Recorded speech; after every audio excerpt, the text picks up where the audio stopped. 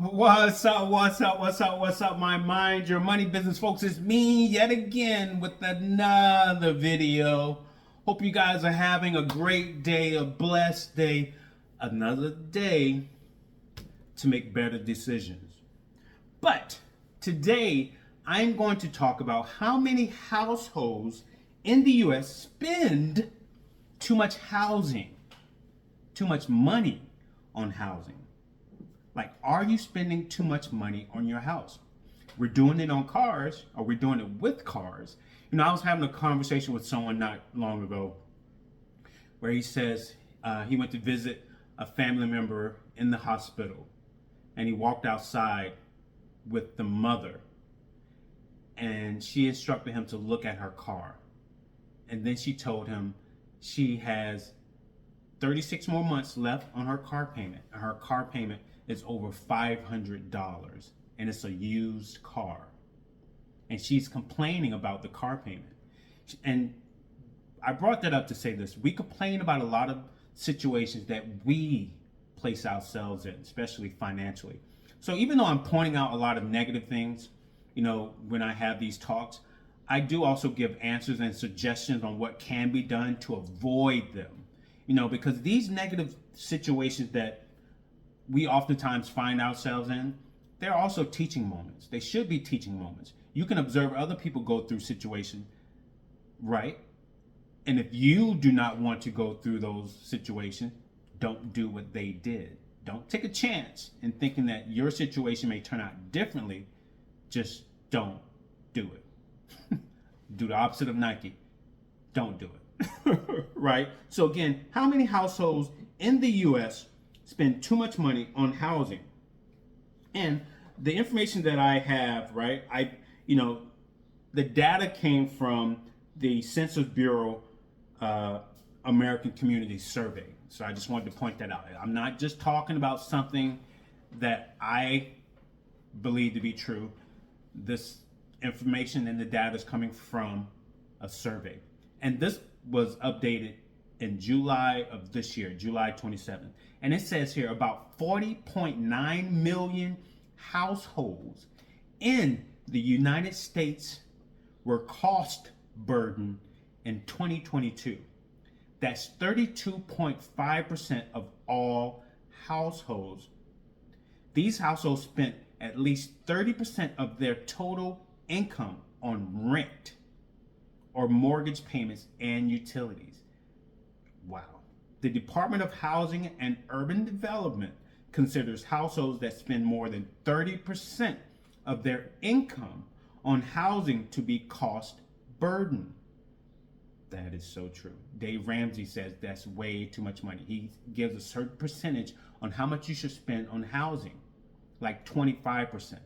That 5% can make a big difference, people. So cost burdened households may have less money for other necessities such as food, healthcare, or savings. And because of not having enough money, people go to credit cards. That's why they have so much credit card debt, because you don't actually have the physical money.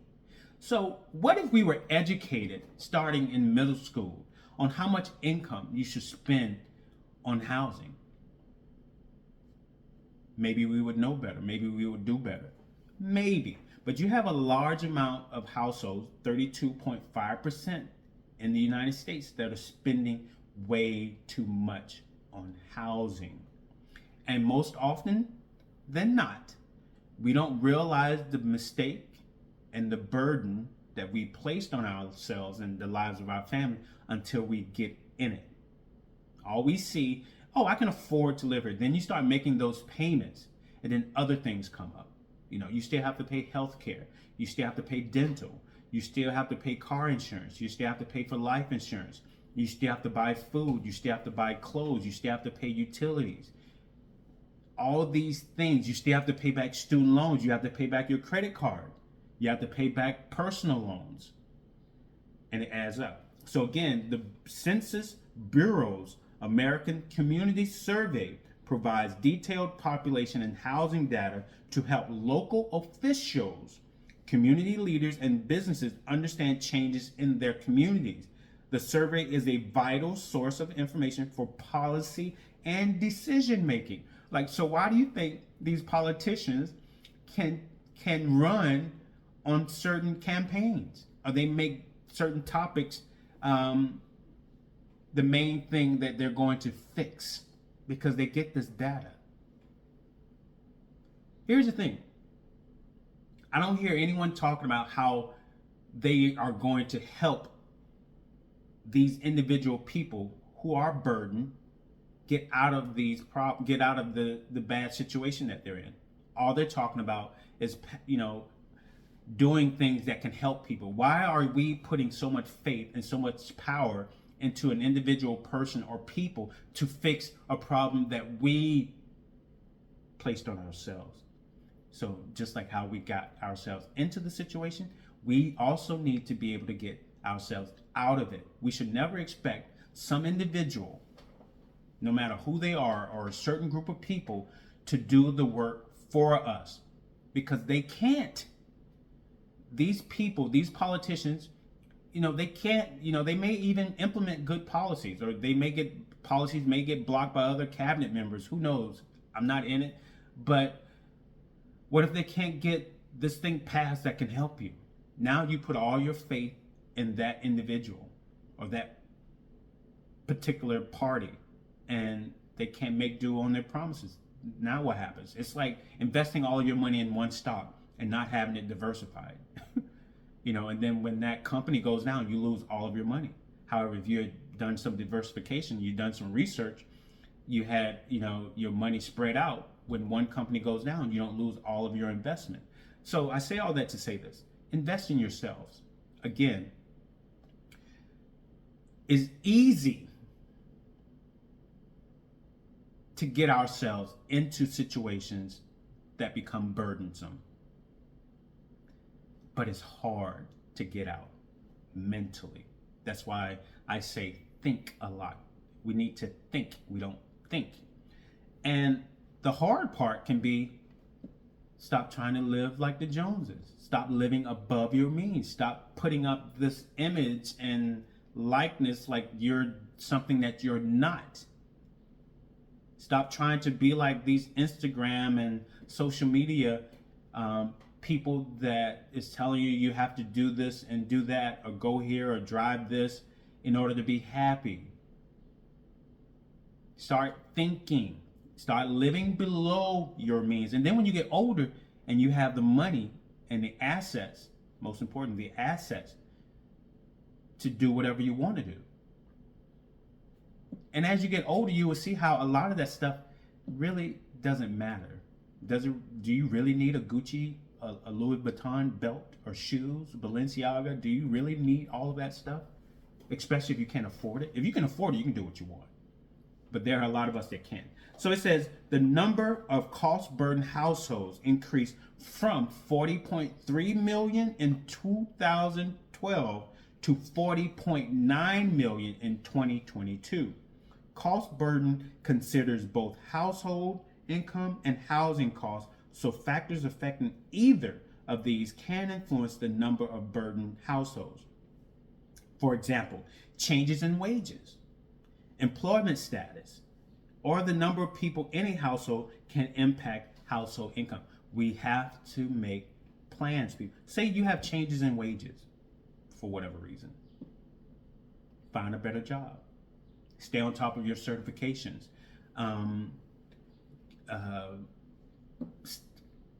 Live below your means. Keep your debt low. Stay out of debt. So when things happen, you can transition, or you have a foundation and a cushion underneath you that would allow you to move on to something else, to get out of that situation. Like employment status, if you lose your job or you get laid off, you're not standing in some food line when you were making $150,000, but you weren't budgeting. You were just spending all of your money, wasting it away, and now 10 years later, you still have credit card debt, you have a home, you have car payments, you have kids, you still have health care, you still have all these utilities, these mortgages and rents to pay that were really more like 30% of your take-home pay, but you never saw this job laying you off, and then when it does, you're in a messed up place because you didn't plan properly. I would say we need to pull back as people. There's nothing wrong with looking at Instagram, but take it as a grain of salt. Stop comparing yourself to people you don't know. I mean, there's so many examples that we have where people appear to be happy. Say even these high celebrities, right? The great singers, actors, business owners. Then we hear of drugs being an issue, or say, they transition out of life because they were depressed, all these things. You would have never known that by looking at their pictures and the image that they put out. So I would say be careful with what you're paying attention to and believing it to be true. But what you do know is true is that image and likeness that reflects back to you when you look in the mirror. So are you being your authentic self, or are you pretending to be something that you're not? Because that takes a lot of energy. Trust me, I know. It takes a lot of energy out of you pretending to be something you're not. So stop. So another example is changing in housing supply, demand, and interest rates can affect costs. Like when the demand for housing is high and the inventory is low, the prices are higher. And then as interest rates are higher, right? Like we're trying to get them lower. The Feds just lowered 25 basis point this week, right? But they also signaled that the rates, the rate cut will be lower in 2025. When we were expecting 4, they may now only have 2. So that means rates may stay higher for longer. So if the rates are still high, when you finance that home, your payment on that home is going to be higher. Your income is still the same, but your mortgage and your rent is going up. So a growing or declining U.S. population can also affect the number of cost-burdened households. Yeah, people aren't having kids like they used to. Everyone's working, everyone's independent. Technology. Yeah. So again, a growing or declining U.S. population can also affect the number of cost-burdened households.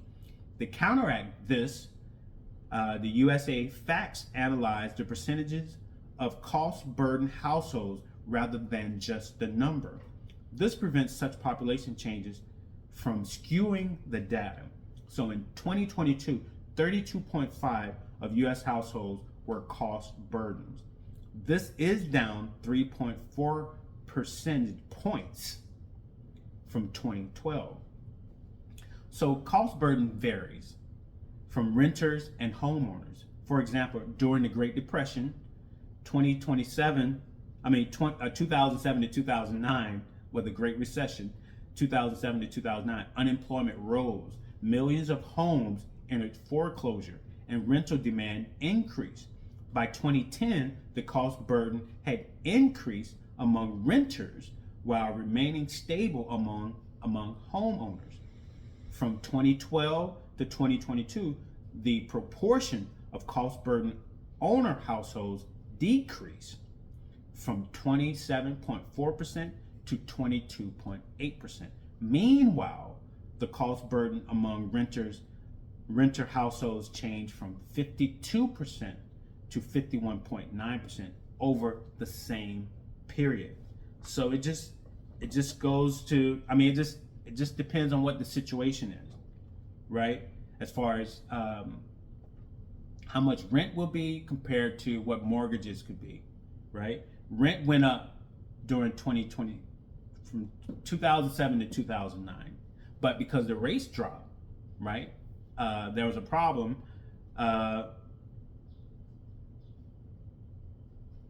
By 2010, owning a home was okay, right? Because the rates were lower. And I will say I owned homes during that time. I owned 2007 to 2009, I owned 2 properties. And back then, the homes were not as pricey as they were. Even though the interest rates were like 5 and 6%, but say it might have been 5% Like I remember a condo that I bought was 125,000, and I ended up financing it for like 5.75%. But my mortgage was not a lot of money. I think I can't remember what it was. But um, but say that condo today in Colorado, I think it's like almost $300,000. And then the interest rate is around 6% still. So say 6% back in 2007 on 125,000, my mortgage was not a lot. That same place, 6%, or over 6% for 300,000. It's crazy. It's even like the home that I bought in 2018. That same home, I paid 380 something, 85,000. That same property. And I think I financed it for like 2018. It was like 3.7 something percentage, right? That same property is worth about 550,000 or more, and the interest rates are over 6%. Yeah, so just think about that. So cost burdens also vary nationwide. The share of renters who are cost burdened range from 39.4% in South Dakota to 60.3% of all renter households in Florida in 2022. There's a lot of renters in Florida. So in 50 out of 50 states plus Washington, D.C. and Puerto Rico, a smaller share of owner households was cost burdened than renter households in 2022. Among owner households, the share experiencing cost burden ranged from 14.2% in West Virginia to 31.1% in California. Like, of course, I mean, in West Virginia, things are less expensive than California, right? So in 2022, Alaska had the nationwide difference between cost burden renters and owners, 20.8% percentage points, with the burden being higher for renters. West Virginia had the largest gap, 36.3 percentage points. So then also I have a list of 10 states, right? And it gives the cost burden of these households by state in 2022. It has the renter households for those states, the owners for those states, and the gap between the renters and owners. So in Alabama, 49.5% of the households are renters. 22.3%, no, 17.9% in Alabama are owners. And the gap between the two is 31.6%, the gap between renters and owners. In Alaska, the number of renters in Alaska is 43.1%. The number of owners in Alaska is 22.3%. And the gap between renters and owners in Alaska is 20.8%. In Arizona, the number of renters are 52.8%. Owners in Arizona, 20.9%. The gap between the two, 31.8%. Arkansas, renters, 45.8%. Owners in Arkansas, 17.6%. The gap, 28.2%. California, renters, 56% of the people of the households in California are renting. Wow. Owners in California, 31.1%. Gap between the two, 24.9%. Colorado, that's where I used to live.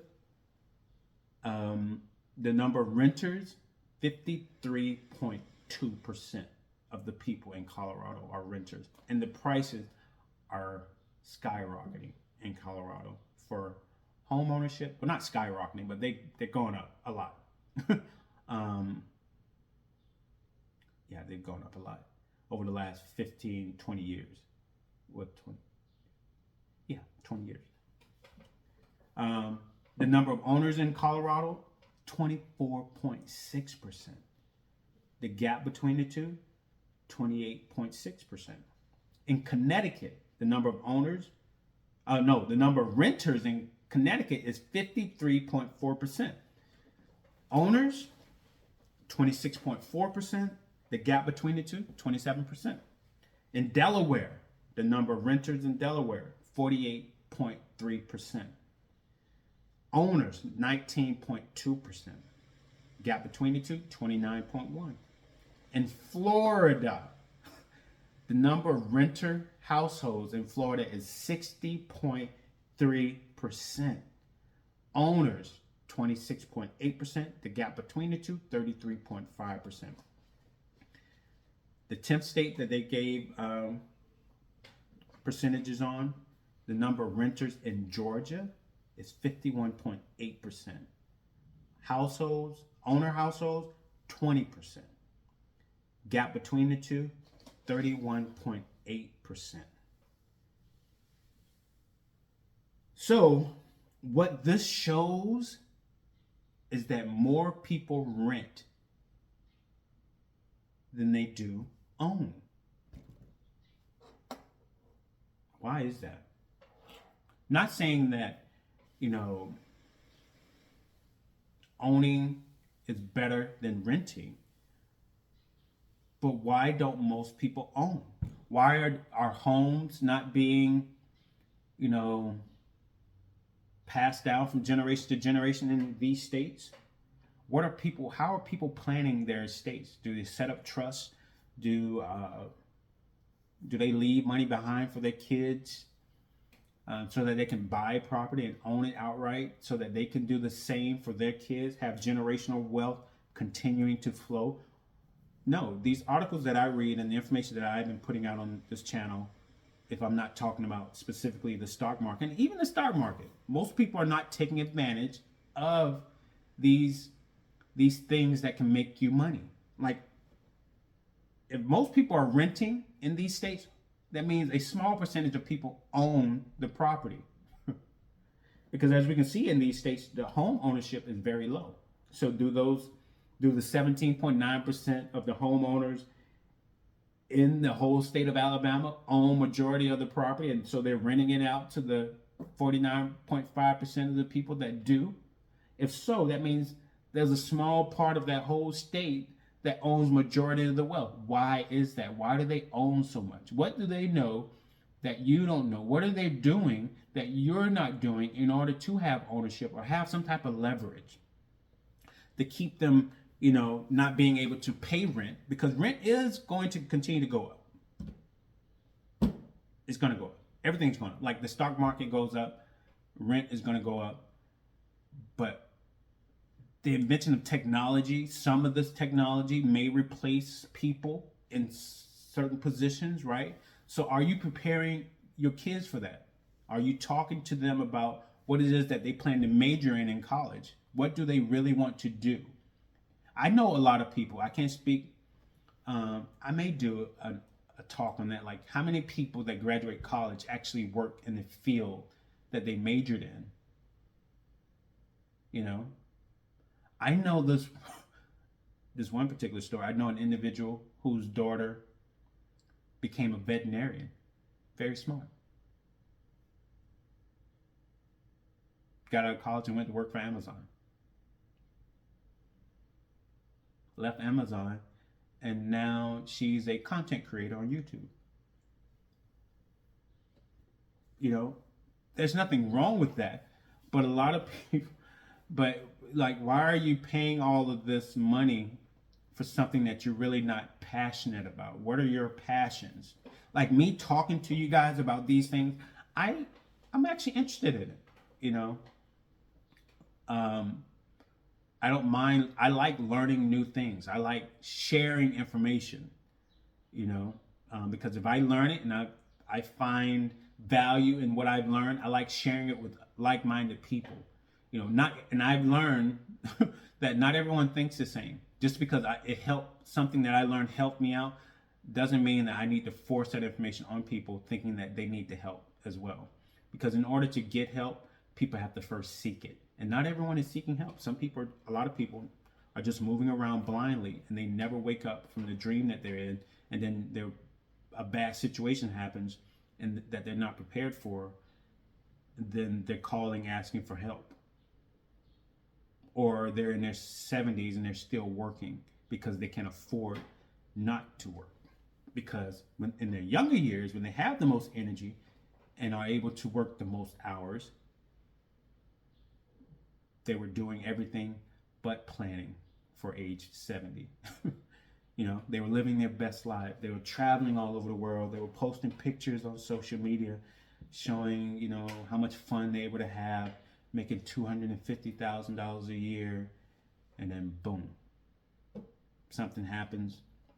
They didn't have an emergency fund. They didn't have a plan in place. And they're back at home living with mom and dad, who's renting still. So I found this very interesting, so I wanted to share it, and I hope that you guys find it interesting too. Again, there's nothing wrong with renting. I'm currently renting, right? But I pay for my rent with the income that I receive from the rental income that I receive from my rental property, because I'm in an area where I'm on an island, right? And I don't know if I want to buy a piece of property here. I don't want to. I look at mortgages as debt, and I just don't want to start that process all over again. I'd rather just give a landlord their money. I don't have to worry about paying property taxes on another piece of property because that's going up. I don't have to worry about taking care of any appliance issues. The landlord can take care of that. I don't have to worry about paying principal and interest because I don't have a mortgage, or doubling up on my principal payment to pay off that mortgage, because then that takes less money away from my investments that I have become accustomed to making. But I'm still thinking about it because rent is going up. You're paying $2,200 to $2,800 where I currently live for rent, and that's a lot of money. But again, the housing prices are different along with the interest rates. So I may have a $2,400 rent, right? That's just rent, not including utilities. But buying a house or condo where I'm currently located for the prices that they're asking for, let's say $500,000 at the current interest rate. Let's just do the math right quick. I have time. Actually, I was looking at one. So let's just say $400,000. And because I'm a veteran, say I don't have to put anything down because I can use my VA loan, right? So $400,000, no money down, right off the bat, my principal and interest payment is estimated to be almost $3,200. So that's $800 more than what, say, if I'm paying $2,400, that's $800 more. That's not including utilities, which could be $400 a month when you deal with water and electricity here. Because my last bill was $500. Right? So, let's say on average that's $400. Say utilities, electric and water, $400. So now that's $3,600 for, a mortgage. I own it, yeah, but it's a payment that I'm making. And because of me being who I am, I will want to pay more than that.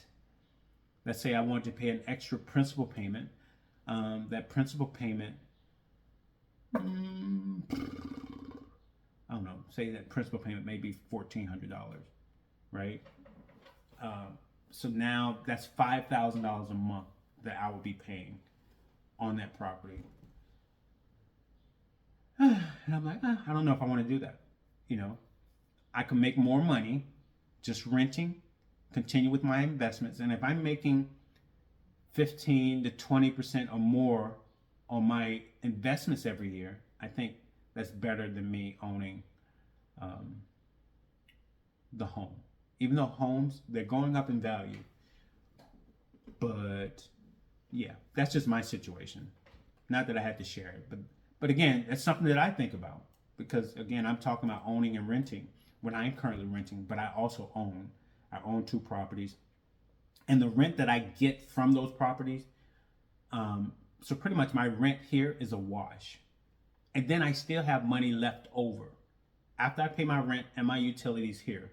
I still have money left over from the rent, from the rents that I collect on my properties.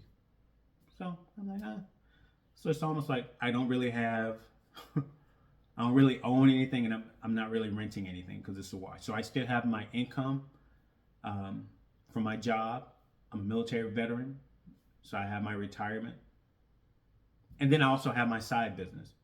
I do photography and a little video on the side for veterans groups here. So yeah, so I created a business, and yeah, so I have a few dollars coming in from that, and that's it. And I'm good. I'm Gucci. No problems. No problems. No problems. No problem. So when it comes to home ownership and renting, you know, the decision is yours, but seeing how things can be and knowing how things will be, because again, you know, things are only going to go up. So if you can buy so that you can have something to pass down, buy now. Do something reasonable.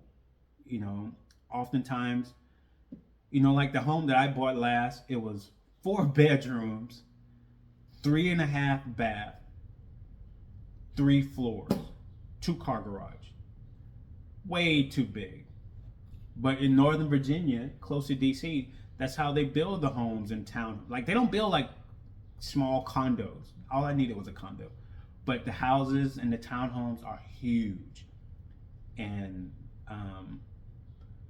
yeah, so when I had the opportunity to leave, I left. I hadn't stayed in that home for a year, and yeah, I got out of it quickly because it was really too much house. I was thinking maybe I could rent out the first floor, but then because I had put such a large down payment on the home because I sold 2 properties, and so I had a large down payment. My mortgage payment was good to where I didn't need to rent out the bottom floor, and I didn't want anyone else in my house, to be honest with you. I was trying to look at it like a business, but I couldn't do it for some strange reason. I just couldn't do it. Yeah, so either way, so I'm going to end on this note. I've been talking way too long, but hopefully you guys get something out of this. Think about, you know, your situation. Lower your debt to income ratio, people. Live below your means, you know, and then level up when you can. You know, life is about, it's like getting older. When you get older and wiser, treat your cars, your homes, all this stuff that we can't take with us the same way. Move up. You don't have to have the top end right off the bat, especially when you have nothing, because we don't quite understand how the world works until we get in it. And then after a year or two, we're like, oh my God, what have I gotten myself into? You know, like that car payment starts to hit you. It's like again, the example that I gave about the person with that $536 car payment, like her rent was like maybe $1,200. So you got, your car payment is almost half of what your rent is. And that car is a depreciating asset. It does not hold its value. And again, another thing that we will not get back, the one thing we would never get back, is time. So stop wasting your time. And like, comment, subscribe, share this video. Let me know what you think. If you think anything at all. Example, oh no, not example, but disclaimer, I'm not a financial advisor. So any and all information on my channel is for entertainment purposes only. So please consult with an expert before you make any financial decision if you're not comfortable with making it yourself. All right, so you guys take care. Have a blessed weekend. Peace.